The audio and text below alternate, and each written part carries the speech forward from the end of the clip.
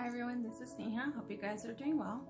So in today's video, I'm going to be talking about how our personality creates our personal reality and the way we can make changes occur in our life. So let's get started. See, our personality is defined by our thoughts, our beliefs, our feelings, and our emotions. All of these define us and influence our behavior and perception of things around us. And as we change each one of these, our thoughts, our feelings, our emotions, and behavior, we are able to create a different personality. We start seeing things differently. We start observing. We start seeing signs, synchronicities. There are no coincidences in life. These are all the way that life works. In case you're not aware, Sanatan Dharma is a way that we live our life in Dharma. It means the eternal truth. It's not a caste within Hinduism. It's actually the basis of Hinduism. And many Hindus are probably not aware of this. It's a way of life. And you understand that the way you feel inside is the way you feel outside. Your inner reality determines your external reality. And our ancient rishis and gurus were teaching us this.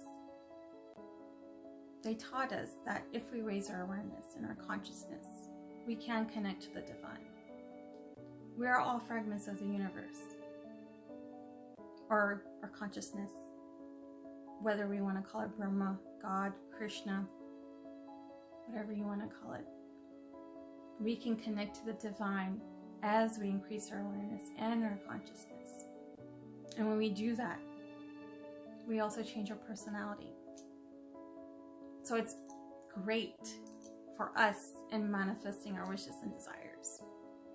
The thing is for us to sit through these thoughts, these feelings, these emotions, and our beliefs, and work on embracing parts of ourselves that we're avoiding, but being mindful of not getting stuck in this healing journey, because one can easily get stuck in that. So start looking at things from a different perspective. Let's just say, for example, you believed a certain way back in college, and now you're an adult in the corporate world or in your career, and now you see things differently. Not what you were taught in college, the real world.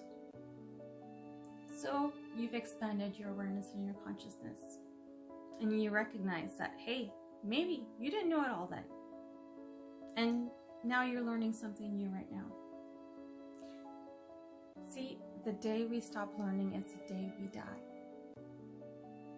And it's very important for us to remain open-minded, to be unbiased, to see other perspectives, and to not judge others. And we can easily judge others when we're stuck in this matrix world, because we are all in this my world. Materialistic relationships, possessions, things that we want to control, versus out of the matrix where you realize you can't control everybody. And people are human beings. And some come into our life to teach us a lesson, and we're in others' lives to teach them a lesson. And we may not be there forever. Non-attachment. These are all teachings that our ancient rishis and gurus were teaching us.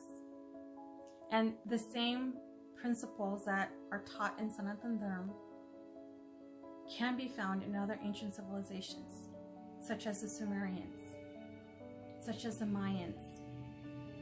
This was the power they had, that those in power took and manipulated so they can create the reality that they want. And so we gave our power away to them. And so we lost our connection. We lost our intuition. And it's up to us when we take that pause when we observe, when we reflect on the now moment and recognize that everything that led us to where we're at right now had to happen so we could see things. We can feel things, because every emotion is just as essential. And we cannot avoid emotions by taking a pill or some magic shot.